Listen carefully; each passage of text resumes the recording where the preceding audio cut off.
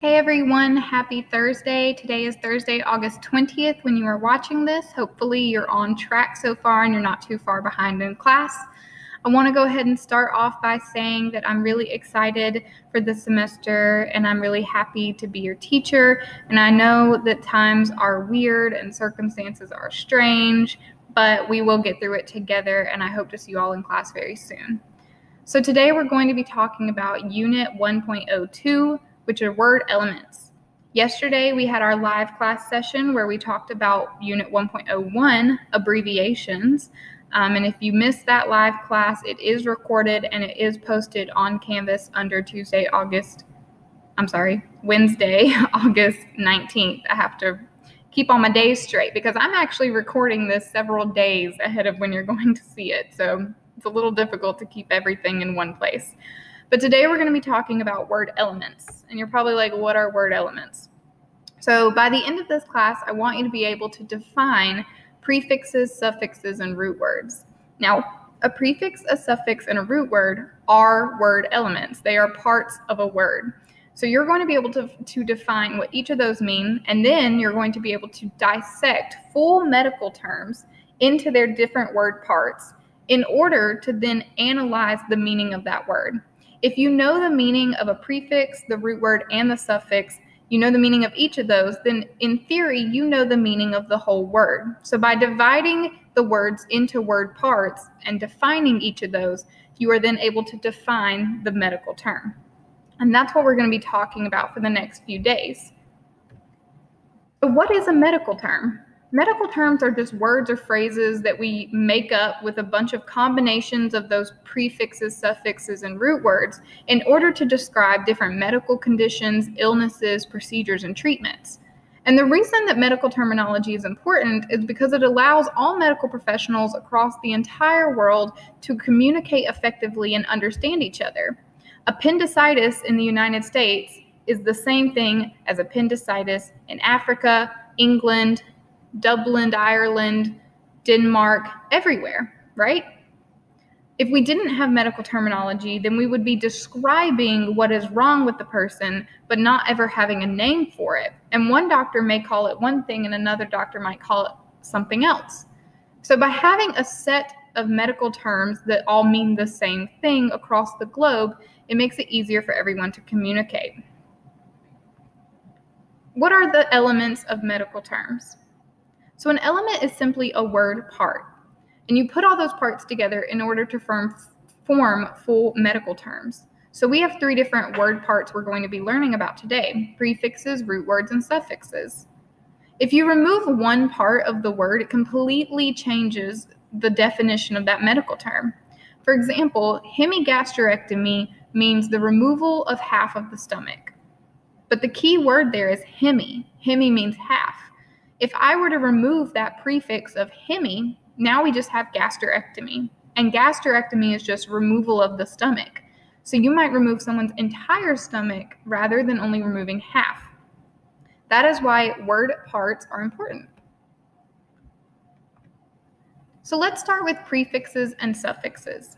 A prefix is an element that is used at the beginning of a word. And a prefix is important because it makes something more specific. For example, hemi, meaning half.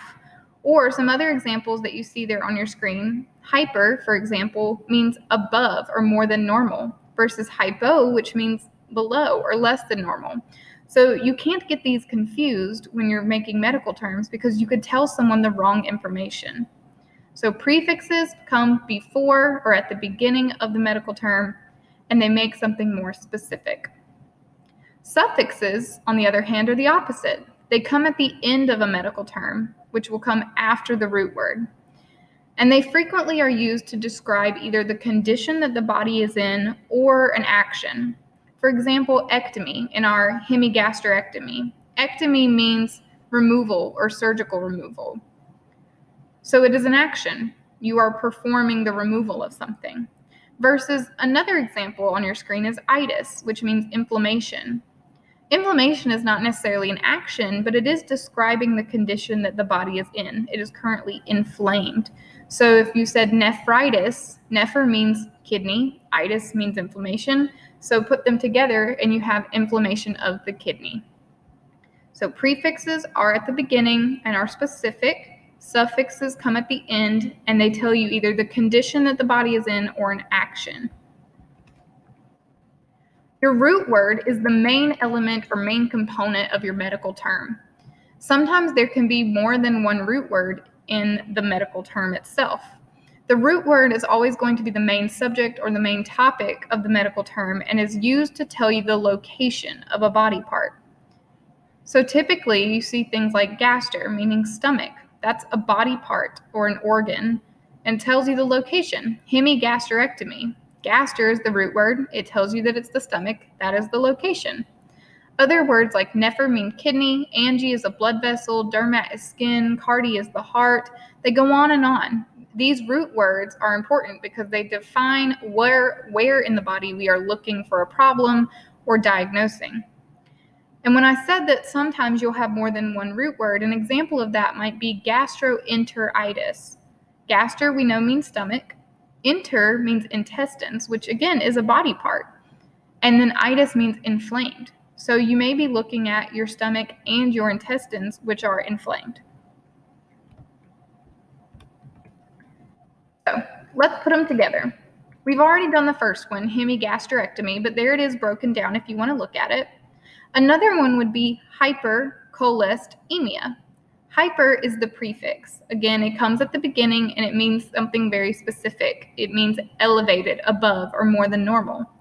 Cholest is the root word. Now, I know you would look at cholesterol and not be sure if that's a root word, it's not a body part, but pretty much anything inside your body is considered a body part, and cholesterol is something that is found in the blood in your body. So cholest is the root word. And the suffix is emia, which means blood. So hypercholesteremia just means that you have more than normal or high levels of cholesterol found in your blood. So within our medical terms, sometimes you have random little letters floating about that you're not sure what they mean.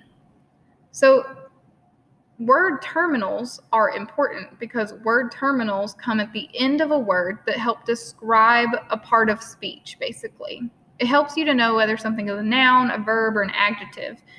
I'm not expecting you to remember all of these endings, like the ick and all are for adjectives and the e and ia are for nouns, because most importantly, if you can look at the medical term and divide it into its 3 parts or maybe 2 parts, then you're going to be able to define what the word is. But just know that they do have word terminals that describe whether something is an adjective or a noun. And then you also may see some combining vowels within your medical terms. And these are typically the letters O and I, and sometimes the letter U. And these are used between different elements of a medical term just to make it easier to pronounce. For example, we have endo. Endo is a prefix that means inside. We have cardi. Cardi is a root word that means heart.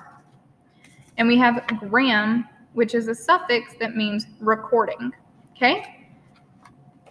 If you put all of these together, hopefully I can hold them together, you have endocardiogram. An endocardiogram is kind of hard to say. It doesn't just roll off the tongue. So what we do is we just pop the letter O in between these 2 parts like this, cardiogram, which is much easier to say.